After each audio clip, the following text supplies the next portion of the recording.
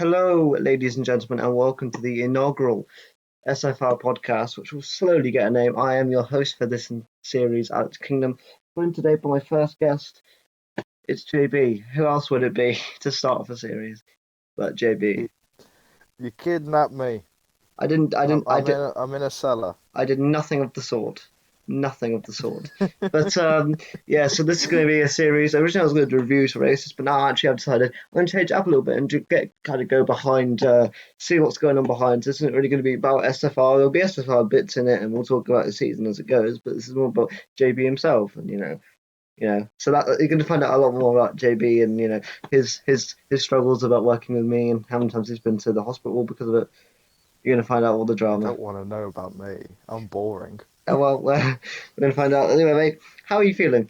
Let's have a general chat. How are you feeling, man? How's it going? Oh, all right. I got I got the team that I'm driving in for tomorrow's race in GP4. I'm reserving it. You're reserving for GP4 tomorrow.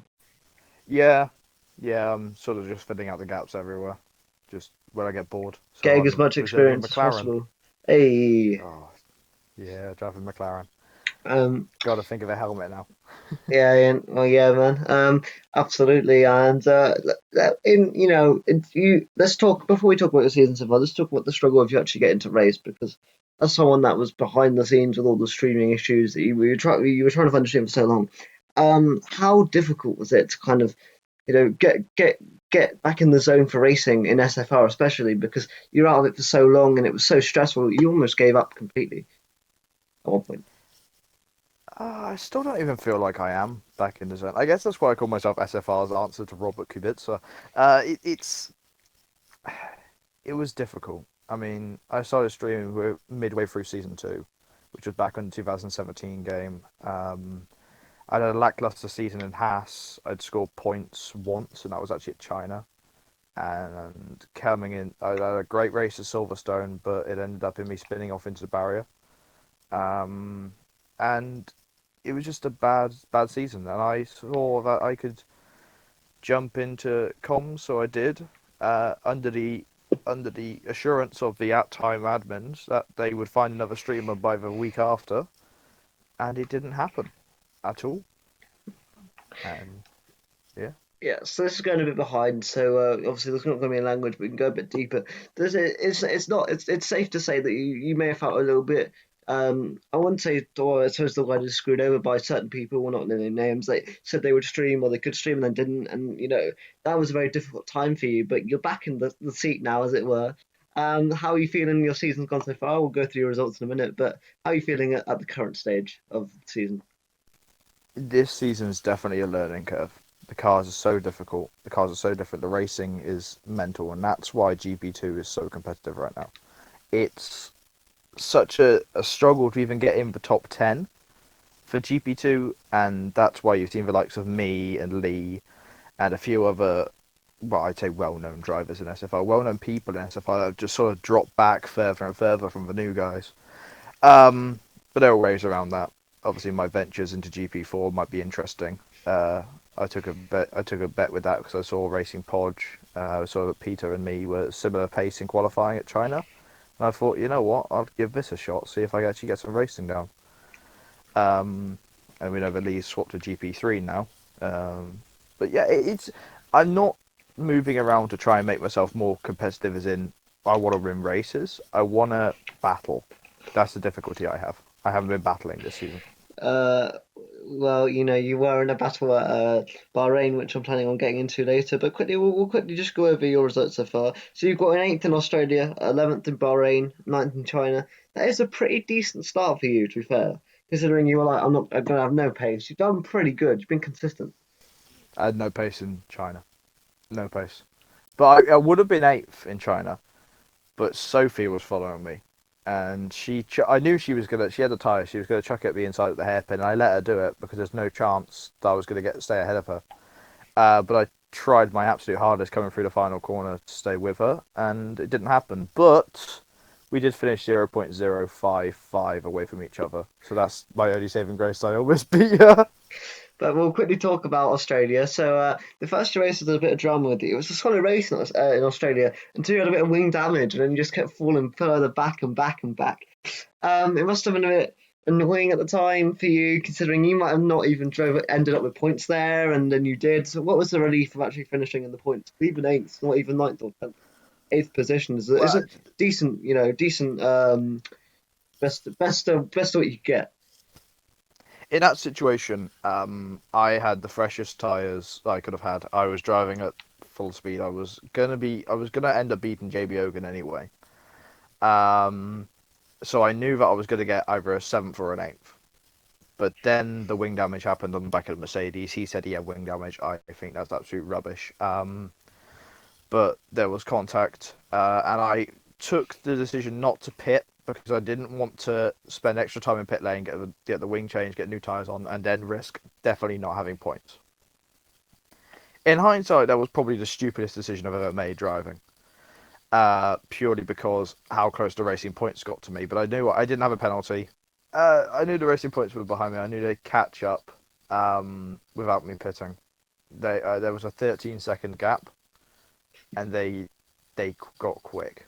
They suddenly started finding a load of pace, but yeah, it's fine. I got points. That's all that I could ask for. And then JB had his puncher, and I thought I was resigning myself to ninth, and then JB got his puncher, and I passed him, and I thought, oh, okay, eighth. So it's a position I would have been in anyway if I hadn't allowed that. There's no way I was catching Lee. He was too much pace in that Williams, which normally isn't Williams' problem. Okay, we'll move on to Bahrain then, which can I at least say wasn't the most fun time for you. It wasn't for me driving. It might have been fun to watch, but it wasn't for me driving. Are we allowed to kind of get into this? Obviously, we won't be mean to the driver that you were involved with, but am I allowed to? Is it okay if we kind of poke this bear a little bit and talk about it? Oh, I mean, yeah. So I've not got a problem. it was between you and Clarky boy. You sent something into the steward's office, a bunch of incidents. They deemed it was just racing. Looking back, do you agree, or do you still think something should have been done there, in your opinion? I think that he was overdriving that car. He was way too aggressive. He had 6 seconds worth of penalties. I was going to finish behind. He was going to finish behind me anyway, but he was driving. Well, it was more reminiscent. There was more content in that than in Formula E. It was like Rallycross had turned onto ice. It was horrendous. He was diving up the inside. I just didn't have a time to repurpose gather my thoughts as I was driving to try and make another attack on him because it was just constant movement from his car. There was no. I mean, you could say it was defense, but it wasn't really racing etiquette. And to be honest, you know my opinion of it. I agree with the stewards there. Do you really see where people like us, the neutrals, are coming from in that kind of situation, or do you think we are actually missing something and this needs to be looked at SFR to perhaps stop this from happening, or do you think this was just like a incident of itself and it's not a recurring thing? I'm never going to knock the stewards at SFR because I spent the first season doing that, and I still will knock the first season stewards because he was useless. He Oh no, honestly, he only gave penalties to the people who affected his friends because he was driving at the same time. I Oh, can't say who, fantastic! No, but obviously, he was I very don't. biased. Just let you know, I don't even know who this is. So, but I'm not saying knocking the stewards, but I think as a driver, you're still allowed to disagree. Like so you disagree with the stewards in terms of this decision that they made, and obviously there's no malice in that. But do you think that perhaps you think that there should be some care taken into incidents like this, where maybe it's repeated throughout the race, and the amount of time something happens should then perhaps lean to more getting a penalty than if it was just a one-time occurrence? There should be, in my opinion, there should be like multiple times if it happens to the same person, the same way, he does the same thing, there should be a penalty. But the stewards deemed it was fine, so all I got to do now is just focus on the racing as it goes on, and just keep going because chances are we'll battle again, and the very simple fact if he starts battling like that again, then I'll battle the same, and because the stewards have deemed that acceptable, I'll do exactly the same with what he does to me. If they penalise me, then then there's a problem. Then you have a case, yeah, exactly. Well, I mean, going on that incident, do you think that Clarkey there cost you points in Bahrain? You could have had a 100% points Yeah, finishing record. yeah, yeah. He did. Straight to He the really point. I did. like it. Straight to the point. There was. Look, I'm normally very like, oh, I would have lost the pace out, but no. In that case, I had the better tires. He had the penalties. I was catching the drivers in front. But he just held me up massively. Complete reverse of China. I had no pace in China. You had no pace in China, but you still score points. Do you think that's down to perhaps other people's misfortunes, or do you think you just got consistent in terms of keeping it clean? Or I had a spin in China, uh, even before my. I was not Commodore of a top six, and I got to the carousel, the long right hander, and I went a little bit too tight, skimmed the grass, and I had a half spin, nice. and the I pace say was gone. nice, but not nice. Well, right then the pace was gone. It just disappeared. It honestly, it was all out the window, and I think it might have been psychological. It's like, I've had this spin, and just unravelled on my end. But yeah, it's nothing. Oh yeah, absolutely, mate. Just well, before we go on to the rest of the season, this is a question that you don't have to answer if you don't want to. Obviously, me and you, we both have disabilities in one form or another. Do you think that kind of affects maybe your mindset, or when you're racing, if something goes wrong? Do you think that then amplifies the issue because it's in your mind? And if you don't want to answer the question, by all means, don't do it. But do you think that perhaps your disability does affect you in some ways? Yeah, it does. I sometimes can't see other people's side of it. If we're referring back to Bahrain, I'm still very adamant I did nothing wrong. Where some of the stewards were saying, no, you did something wrong. The way you were driving was bad as well, and I said that it wasn't. in my So in my opinion on that one, I could see the more it was happening, the more you were getting annoyed, and the more that you were giving it back a little bit. But I'm not obviously going to go. My opinion was that it was both you guys just going at it and really good racing. You know, a little bit of touching, but nothing more than a bit of touching, in my opinion. But you know, I could see that you're getting more angry, and I know you quite well now after doing comms with you for what is it now, a season and a half, two seasons, that like something like that. how many But times have I been booked into rehab? 27,000. But it's there has to be a point where you think maybe I should look back at it and perhaps see the other person. I know it's difficult for someone like you and someone like me to do that. Whenever we're annoyed, Oh, we get completely and utterly, you know, out of it. But is there times where you think I've gone too far? I know there's certain things that happened this year that you, after a while, you thought that. But do you think in the moment that you could do that, or do you think that's just it can't happen because it's so competitive? I can't. It's the Michael Schumacher mentality. Now you might not remember this, No, I definitely won't. but back in 1998, When when Michael Schumacher ran into the back I of was -3, so when Schumacher ran into the back of Coulthard, and then Schumacher walked down the pit lane and tried to punch Coulthard at Spa in '98. Um, David asked him a few weeks later. He was like, "Oh, have you ever done anything wrong? Do you ever do anything wrong?" Because Michael was saying he never did anything wrong, but Michael ran into the back of David, and Michael looked at him, blank face, and just went, "No, I've never done anything wrong." And yeah, that is that's you. That is you. that that's the thing. Well, it's the mentality that every league racer has a bit of. They have to sit there and say they've done nothing wrong. It's the same as Verstappen. He sits there. You can see sometimes he does something blatantly wrong, and he's just like, "No, I've done nothing wrong." You know? Yeah. Again, I have to. I understand where you're coming from with that. Absolutely. Now we're gonna get into the rest of the season, though. Baku's coming up. The lovely streets of Baku and Azerbaijan. How are you feeling about that? I mean, I got two cracks of it.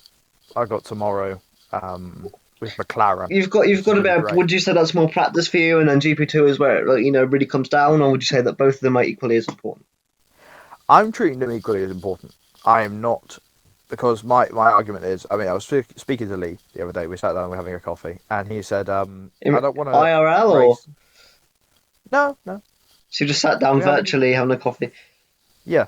So we Nice. were talking, and he said, "I don't want to race in two divisions because I don't want. I'd feel bad if there was contact, and then there was and I ruined the championship for someone." I said, "Don't make contact." which is easy for me to say, judging by this season. But no, but it made it clear that I was thinking, right, if I joined earlier, if I made it clear that I'm reserving from now, there shouldn't be a problem because I know these guys. I know how these guys drive. I've commentated over them. I've raced with some of them that have come up through the divisions to come and reserve in GP2. But I'm treating them equally as important because I never want to treat a racing series as less important than another because Oh, it's not. interesting. Yeah, that's a nice way to look at it, mate. Do you mind if we kind of scare away from racing now and talk about commentary and perhaps the other things you do off screen as well? By We can delve into that a bit more now because racing for you is only one little part you do for SFR. So Yeah, I mean, I've done a few things for SFR. exactly. So I mean, we'll leave commentary to the end. I think it's the main part.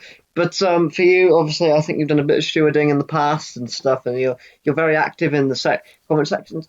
Now, without obviously going in and doing this, can that be quite a stressful thing? Because like we don't want to obviously badmouth any drivers, but there's that amount of responsibility and we have to do, and without personal opinions on people, is it one of the best and worst jobs to do?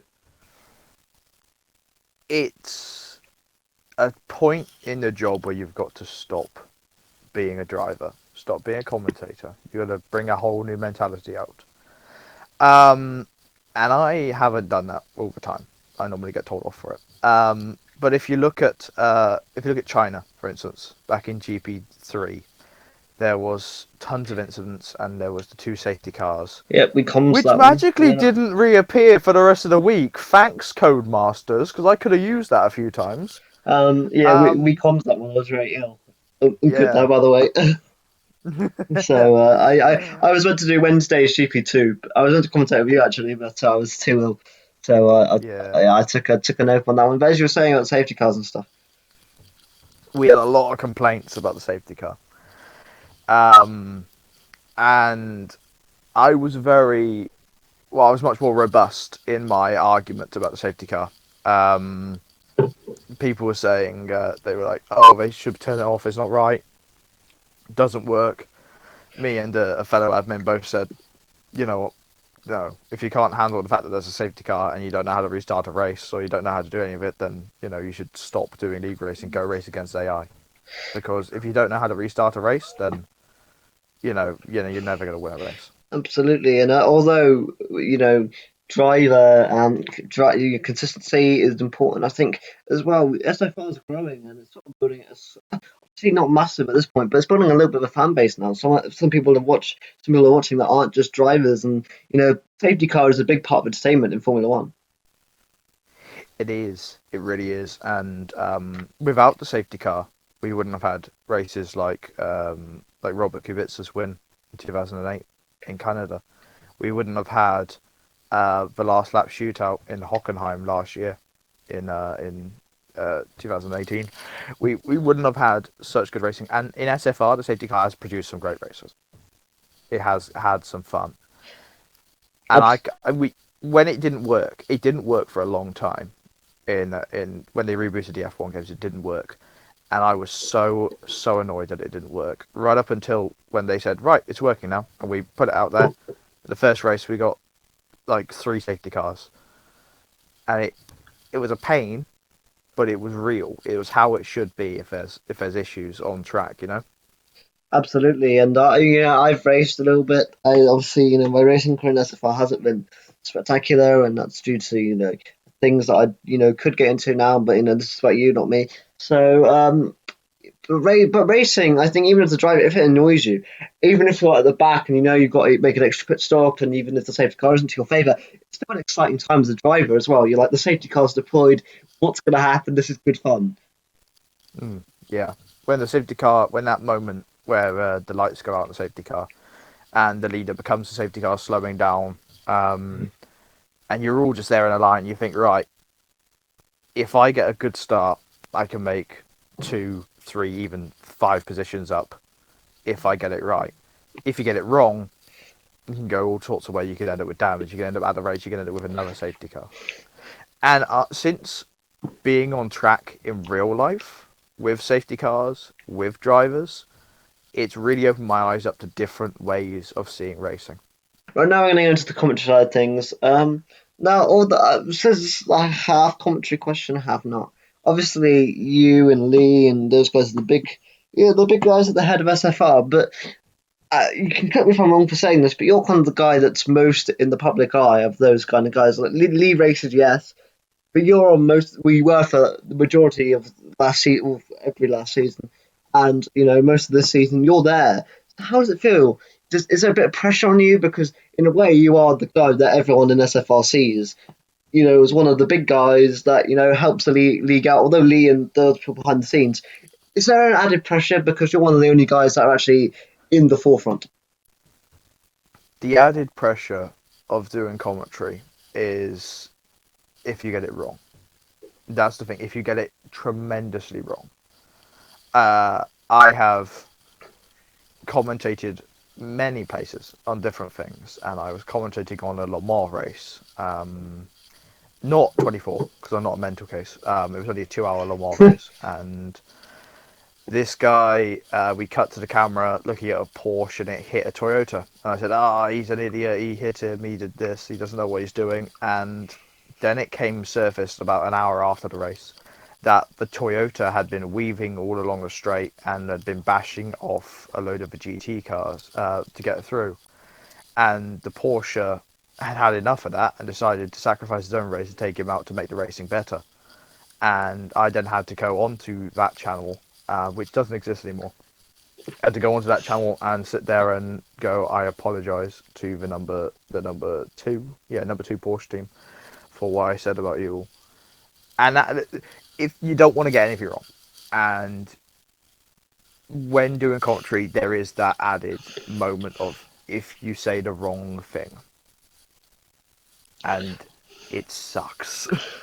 Absolutely. Now we're going to get into. You kind of mentioned that you commentated all over the place. What kind of got you into commentary, not to an SFR, but in general? What kind of made you go, I want to do that? When I first commentated, it was in a league. These were my first league, and it's about my fourth race. And they were like, "Hey, we're looking to." They actually used the word. They're looking to groom new commentators. How old were you at this point? Because I was about 17. So just younger than me now. Yeah. So around when I started at SFR, actually. It's interesting. I was a skinny mental case who had his cat on. What happened to you? A house fire. Really? No. We should be talking about that. No. That's what 2 years does to you, mate. 2 years of doing nothing turns you into a mess. I wouldn't go that far. I don't know. The beard's getting a bit far now. No. So when I first started, I was commentating on Singapore F1 2016, and it was great. The guys who were leading the comms were getting ready to leave racing altogether. They had been commentating and racing themselves since 2011. They were ready to go. They'd had enough. These two brothers, brilliant guys. Within that, after Singapore, they thought, we like this guy. We want to see how he does heading the comms. So they gave me all the login details to stream, and we went to Mexico. And in the first race, I was heading the commentary session. There was a mass disconnection. Oh. Yeah. Yeah, well, that must be frustrating. That was terrifying. But these guys, they went full professional. It was like their eyes glazed over and they were just typing away going, all right, everyone get back into your cars. Get back into the new lobby. We'll get the stream back up. It's fine. And I was just in awe of how they got all sorted. But yeah, I thought, you know what? I'll give it a shot. I'll try commentary. I talk. I don't shut up. And it sort of translated into me now standing around just shouting about racing cars all the time. Even like honestly, when I'm out marshalling, in real life alongside people who have no idea what the fuck I do, they sit there and they hear me and I'll whisper about commentating what's happening in front of me. Sorry about the app on there, ladies and gentlemen. All right, can you quickly talk about the marshalling as well? Like, what does that entail? Because as someone that doesn't know what a marshal really does in myself, can you explain to the viewers what do you do as a marshal? There are multiple different marshals. What I am right now is a trainee. What I do is I sit there and I learn. But what I'm training to be is an incident officer. If there's an incident, like if I backtrack to the Silverstone Classic, which was a few weeks ago, I was at Farm, which is the second corner at Silverstone. Well, it's more of a kink now, but you go right, then you go left. Where there, a driver came through turn one as he turned into Farm, his rear tyre, rear wheel sheared off. It was a Lotus Elise from the 70s. It sheared off and hit the wall. At that moment, once it was clear, we were told we ran out to go and retrieve that car. And yeah, so we are the guys that clean up after an incident. And I've had some weird ones. I could tell you a story about minis. Please, this is a podcast, so please do. Well, okay, so this was about my third time marshalling, I think, and it was again at Silverstone. I only marshalled at Silverstone because it's the best track in the world. So I'm at Maggots and Beckett Central. Great view, honestly. If you ever go to Silverstone, go there and try and see if you can watch even a Formula 3 car go through there because it's so awesome. The speed they carry through there is mental. But there was a mini race, so 21 minis, and we're talking like the new minis, the god awful BMW minis. So the big. Well, yeah, they're horrible. They're the bigger ones. They're not really minis anymore. They were starting at the national pit straight, so the old pit straight at Silverstone, with Cops as the first corner. As they're coming around on their green flag lap, their formation lap, they come through the loop, which was just behind me. I turned around to look, and there was an almighty smash, and two cars were involved in the smash. But they crashed, and their car was broken. They couldn't move, so they had to delay the start. Then, when they eventually got the start going, they came through towards Maggots and Beckett's, which for them would be a turn 4, turn 5, where I was. The leader went to turn in, had a bout of oversteer. He was on pole. He had led the race for 5 corners and went straight into the gravel. Not nice. That must have been Couldn't get him gutting. out.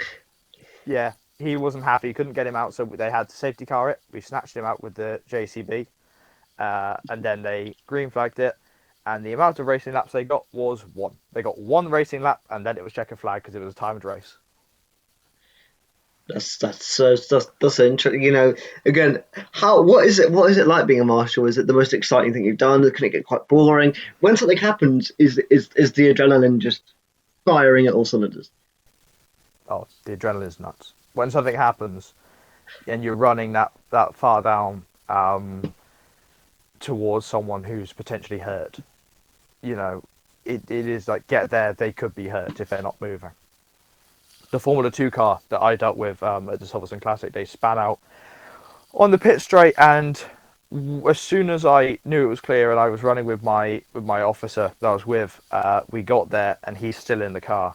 But it was just mental to see that we are running and there could be these cars with 500 brake horsepower coming straight past us at the same time. There's a video online of Alton Park when it went wet to dry. Sorry, no, dry to wet, and there was a sudden downpour. And you see what marshals had to deal with in that situation. That's mental. It is mad. This most of the time it's boring. 9 times out of 10, God, it's boring. You don't do anything. The joke is, when you go to the toilet, something will happen. Unless you have pork pies, that's a different story. But someone had a pork pie at a corner and said, "Hey, I've got pork pies," and suddenly every incident in the whole race happened at that corner. Again, before we go back to SFR general chat for a second, I just want to ask. Obviously, with me it's a bit more obvious about my disability and stuff because I talk about it when I'm driving, this kind of thing. But I think the Formula One community on online is for the most part a beautiful place. There are some people that I don't like, I know you don't like. How is the sort of the discrimination been, as if people know, or just in general, even if they don't know? How have you found that? Because I know for someone that with your condition stuff, that can be quite difficult.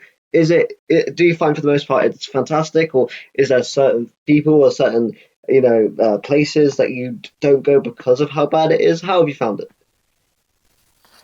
There are certain types of people in the world that don't that work. There are certain people that will take that information, use it against you, and that's why I don't scream about the disability. With you, obviously, you can't hide it. No, But I with mean me, they I could don't. they can tell a bit off to begin with, mate. So Oh, I'm certified. how have you found kind of being welcomed in the SFR community? I joined SFR at the fall of my first league. The first league fell because those two gentlemen left, and the people that were chose to took over the roles didn't understand how to run a real league. The person who set up SFR, Nightwalker, he has since moved on due to personal issues. He's decided that he doesn't even race in SFR. He doesn't have anything to do with SFR anymore, but we kept the name because this was his choice of name, and he meant a lot to all of us in the first generation of SFR drivers. I only joined 6 races in, and within that, I made friends, lifelong friends. When I became an admin, alongside Lee, alongside who was at the time? It was me and Lee, the only two originals left. We After Nightwalker left, we agreed that we wanted SFR to stay inclusive, to keep including different drivers. That's why we never said no to anyone. The rule for the admins: you don't say no on age, you don't say no on race, you don't say no on gender, you don't say no on anything. But you do say no to Alex. I'm joking. There was never We that. we want everyone to feel included in SFR. That's why we've had multiple female drivers, because they felt they could come here and race. We've had drivers that have had one hand. We've had drivers that had like no workable fingers at one point, and they were driving and doing their best. We wanted SFR to be inclusive, to have fun, and to be about the racing, not about the people.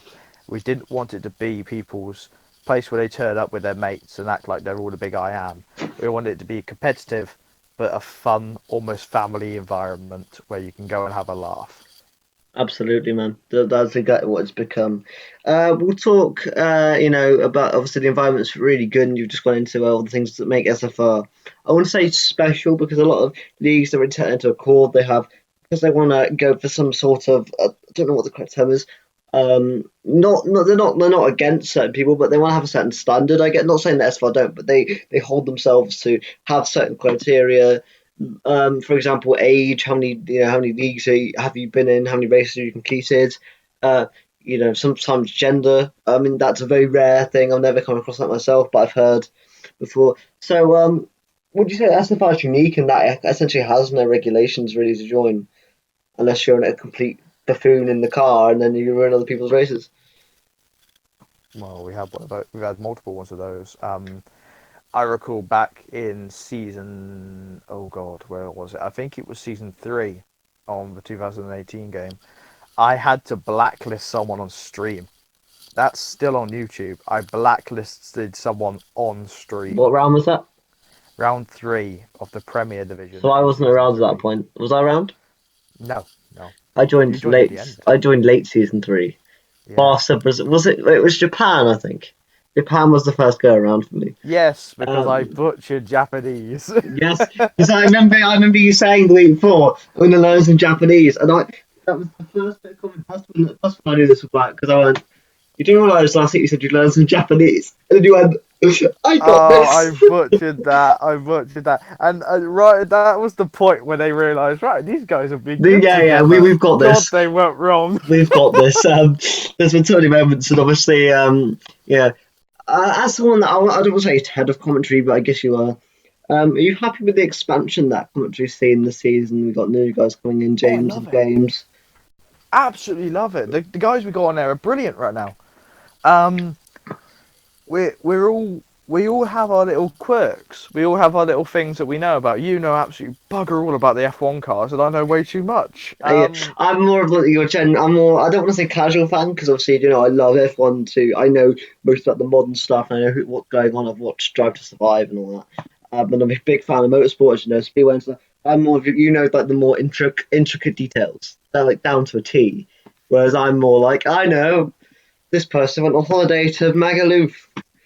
Also, Yeah, we all have our little quirks. I mean, as I said, you know about the new stuff. You're very much like the meme heavy F1 fan. I wouldn't say I'm I'm meme heavy, but I know how to make a joke.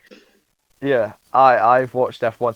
I'm not kidding. Since day one, I've watched F1. I plopped out my mum, and it was on the same day as the Canadian Grand Prix in 1999, which Hakkinen won. Um, I've watched it since day one.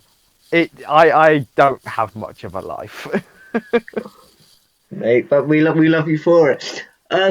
So would you say in a way it was difficult for you no longer to be just like the sole head figure of commentary? I mean, obviously you were happy to get back to racing, but was there a part of you that was just like, I'm gonna miss being the guy? Because obviously in most sports you have the guy that is just your figurehead. So in F1 we have Brundle and is it Croft? It's Croft. Roughly, yeah. Yeah, and in Speedway you got Kelvin and Nigel. In football, you've got tons of them. Is it, I I obviously you're still a big part, but is it, you're no longer solely the head dude. I was reaching a point, and I will not be sad to say this. I was reaching a point where I was running out. I was commentating too much, and it was affecting me in my personal life. So to now be almost free of that, to have times where I know I can just relax on that day and not have any stress, is fine. It's brilliant. I will not miss commentating over everything every week because my voice gets boring after a while. Oh, I don't know. I find it good fun. Well, quickly, before we go, I want to quickly have a segment just talking about general F1, but before we'll do a quick wrap up of SFR by saying, what do you think? Where would you like to see SFR go heading into next season? Would it be an expansion, just kind of fixing what we already have? And also, what do you think of this new format where we got podcasts coming out and extra things on the streams? What are your opinions on the expansion of SFR going forward? SFR expanding outside of just racing is fantastic, and this is all you. You've done a great job pushing for this for the reviews, but then converting it into a podcast. I like that idea of pushing it more into learning more about the drivers that want to talk about themselves. I want them to maybe bring people out of their shell to make them more social. It's great. In a perfect world, I'd love to get SFR on TV and have SFR have an affiliation with Formula One itself as a league that they can talk to. But that's a perfect world. It's never going to happen because we've got a little corner of the internet. And we've got dedicated fans. We've got people that come and watch. We're not going to pretend that all of our people that come and watch, not all 211 or however many subscribers we've got, all come and watch every stream. But the number's climbing. I've noticed that the number has climbed up quite rapidly. The people who even just stay and watch the streams. It used to fluctuate about 8 or 9. And then suddenly we were at 13, 14. And I think last time I was commentating, we had about 26 watching at one point. Yeah, which is We which are is mad. growing. Yeah, it's good.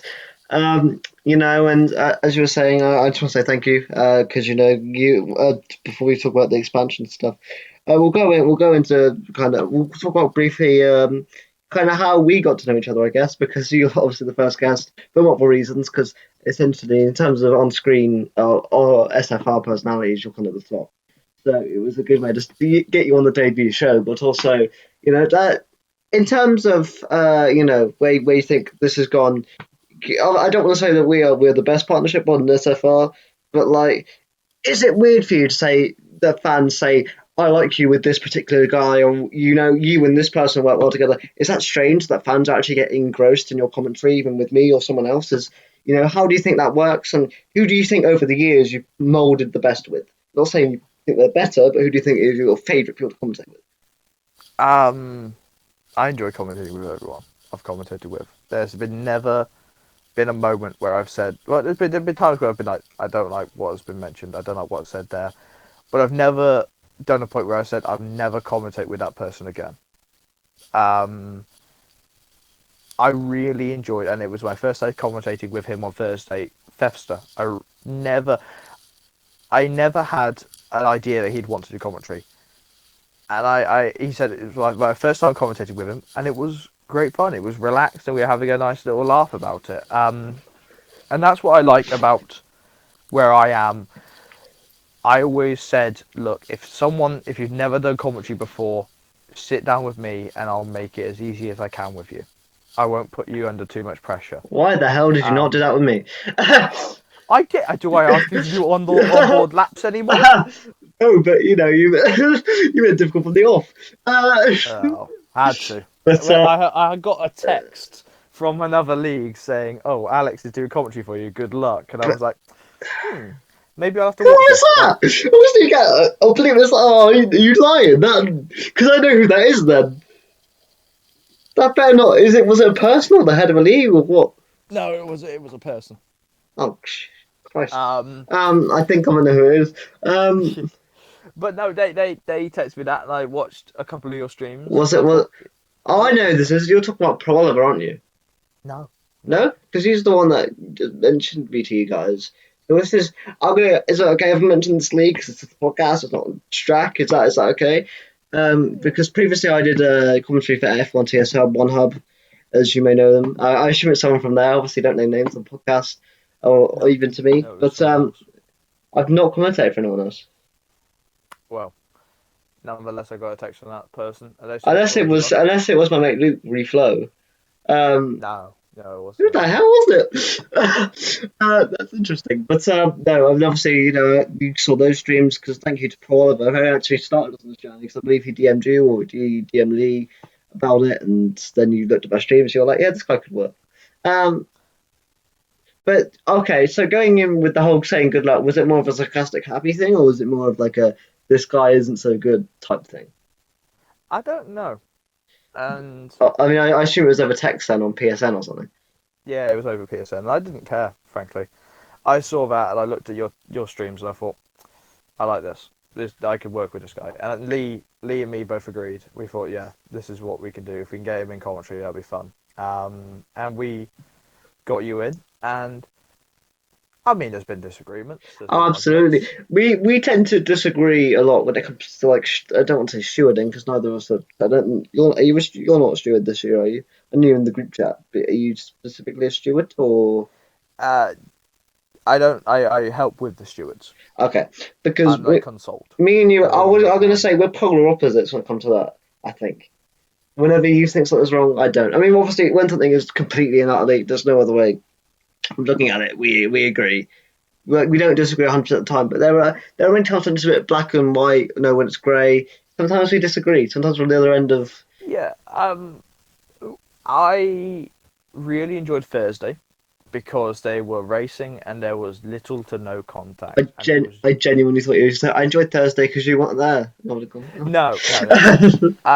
And honestly, after the race, I was really happy. I was like jumping around. I was smiling because it was like they had great racing. There was battles, but there was no overdriving. They didn't overdrive the car. They didn't like miss their braking points and hit each other. It was great. I don't mind a bit of contact in F1. Contrary to everyone's popular belief, I don't mind contact when it's right. Because there comes a point when contact becomes a little bit too much. When you see wings a bit flying off the cars, you're thinking, okay. Yes, that's exciting to see. He's lost his front wing. Yeah, but then when it's avoidable, then it's like, that's annoying. Absolutely, man. I understand where you're coming from. In the back of my head, I'm thinking I'm going to. We're going to talk about general F1 and motorsport stuff now, if that's okay, and then we'll do a few wrap up questions with quick fire, and that'll be it. So, I just want to ask you. Obviously, we know you're a huge Button fan. Canada is one of your pit races, but we'll talk about 2019 F1. Would you say this has been one of the best seasons in recent memory in terms of great quality racing? Perhaps not in the total race itself, because Hamilton's walking it, but do you think they're going in the right direction with the racing? No. So why is that? Because I think it is. That allows for our different enjoyment. levels. Not the best season because the cars still can't follow. There are elements of issues. The tracks are getting narrower and tighter with all the new tracks they add on. And people complain about Formula E. They're saying, oh, they can't overtake because the tracks are too tight. F1's going that way. Have you seen Vietnam? That track is tighter than Monaco at this point. It's got those big long straights. It's all just paying to Mercedes' power. The best season in recent memory was 2012. That was the best That was season the with four-way racing. fight at the end, right? Yeah, that Um, was the season where Alonso really should have won in Ferrari. Interesting. Right, we're gonna talk about we're gonna stay on the 2019 season because I guess it's relevant in the minute. Favorite driver. Oh, Norris. Favorite team. I'm gonna say McLaren. I guess. So is that what you Yeah, would say? Would you say McLaren. would Yeah. you say McLaren are going in the right direction? Sorry, can you repeat that? Would you say McLaren are on the up and they're going in the right direction? Yes. Would you Yeah, they are. would you say that's because of Alonso leaving in terms of a driver? Do you think there's no more of a positive outlook there because Lando and Sainz get on so well? Because I'm saying because I think Fernando Alonso just complained and moaned, and towards it. Obviously, it's understandable. He's one of the best of all time. He's in what was a terrible car when they partnered with Honda. And obviously, they went to Renault. I don't think it was this season; it was last season, and they've been building on that. But you have to say, I think this new partnership has kind of been a big element of why they're doing so well. They're being held back by Renault now. That's what's holding McLaren back. They have one of the best chassis right now in F1. But Alonso, the running joke is Alonso leaves a team and they start winning. That's the running joke. It happens so many times. But he was an amazing talent. Don't get me wrong. Lee's going to spank me if I ever say anything bad about Alonso because he loved him. But he got to the point where I got bored of him. Very quickly I got bored of him. I'm getting bored of Hamilton at the same time. And I've been a lifelong Lewis fan. I'm getting bored of him now because he just moaned too much. Even all his issues, Jensen never properly moaned the way Alonso did. Yeah, I see your point. I mean, I'm more of a Jensen fan. Oh, don't worry, he moaned at all. I'm more of a Jensen fan than an Alonso fan anyway, because I unfortunately watched when Alonso was kind of like not slowing down. What's the correct term? He wasn't as No, he still was fast as ever. He wasn't. He's still fast. Yeah, but like, I would say he was slowing down, but he went to like lower teams. He wasn't battling for championship. But obviously, There's no way Ferrari were keeping him. Obviously, I knew of the prestige of Alonso and stuff. So here's another question for you. You've already talked about the tracks, but what would you say? What track? You know a lot about tracks. What circuit would you like to see come to the F1 calendar? Perhaps for help racing, not just because you're like, oh, I know that track. They need. I mean, Zandvoort. That's coming in. I think the Dutch Grand Prix. I believe that or Zolder. Whatever. Zolder's good as well. But the Dutch Grand Prix that's coming. That'll be good for F1. All I'm saying is, you can tell me this: is there going to a 19-20 race calendar next season? Because they've lost Spain and Germany. Is that correct? No, they've only brought in Zandvoort. Spain is still on the calendar. Okay. That was a myth. That Spain signed a new deal. They're still on the calendar, from what I remember. I think they've confirmed a 22 race season next season. What? Including Mexico. So 22 races. Mexico's on there. Vietnam's on there. I think Hockenheim's going to be dropped, which is a real shame because it's a good track. Not as good as it used to be, but it's a good track. But that's because the only reason it stayed this year is because Mercedes pulled a load of funding in it. They pulled so much money into that track, and they won't do it next year because to be fair, they just can't be bothered. They only kept it on there because it was 125 years of Mercedes, wasn't it? Yeah, it was absolutely. And what is okay? We'll go into this with the big question. Who do you see as the future of F1? Name like your top 5 future of F1, even if they're in F2 at the minute, or they're the young F1 drivers, or even the ones that are not young but you still think could be champions. The next 5 world champions, in terms of people, not next 5 years. Verstappen, he's got it in it. But now I've got to say this now: Verstappen, given a couple more DNFs from Mercedes, he can win the championship this year. Really? You think? he can win it this year. He's on the biggest run of Red Bull's life after Sebastian. He can win this year if he keeps this going. You're not the biggest Verstappen fan. I'm I'm aware of not. that, but you have to I'm say not. he's done a very good job this season. He is doing fantastic this season. His arrogance has calmed down. He's not sitting there going, "I'm the best in the world," and he's saying that, but he hasn't really proved it since he got into F1.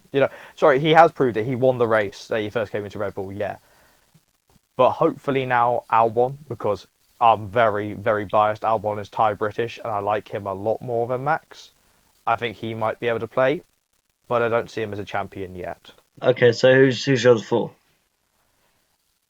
Lando. Lando's definitely there. Which is Lando. You've got to say that. Yeah, Lando. Yeah, Russell. I'd say Russell's a very good driver. He's ringing in their car, that Williams. He's doing good. He's not that far away.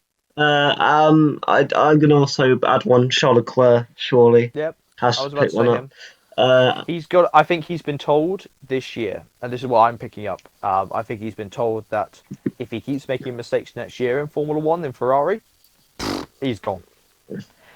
He's got to get control of that car, and he's got to sort it out, because otherwise he's got no chance.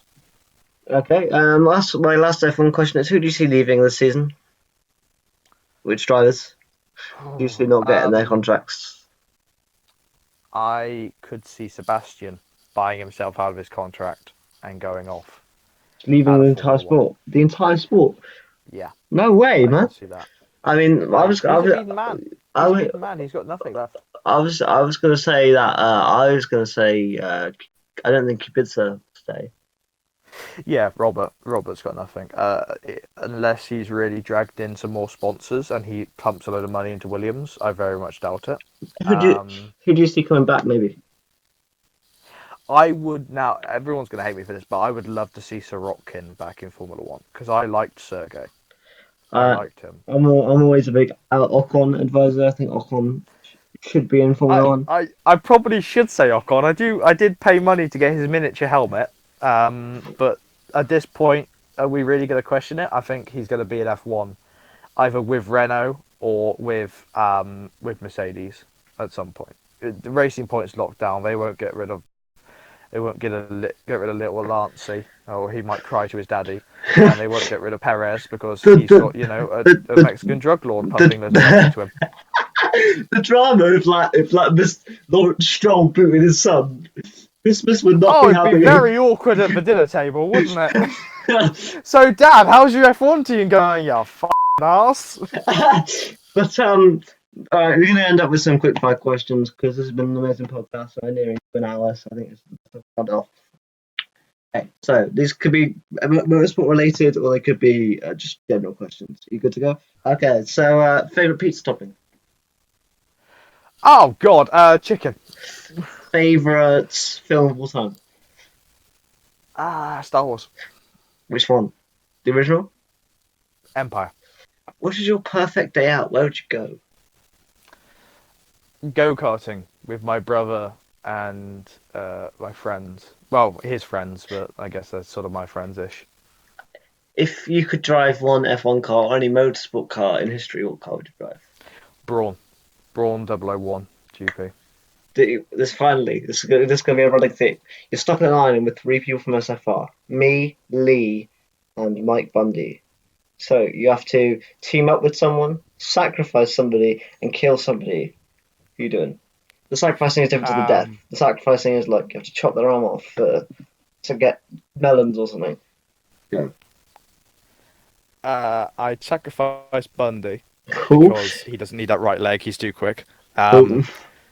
I'd probably hear it with Lee because we're two fat old guys and we'll be able to beat people up. Sorry, Alex. So I'm dying. Anyway, thank you for joining me, mate, on the inaugural edition of the SFR podcast. I'll be trying to talk to people like Lee and stuff to see if they can bring the message around to see how I'll get next week. But we'll announce it on Twitter who we've got next week. And thank you for joining on the first edition. Hopefully we can get you back before the season's over as well, just for the lols. It'd be funny. Oh, of course. I've got so much more to share for SFR. Right. Well, thank you guys for watching. I hope you guys enjoyed this, and we'll see you guys soon. Take care, and we'll see you tomorrow because I'm planning to get this up today when we're filming. See you tomorrow for Azerbaijan GP4.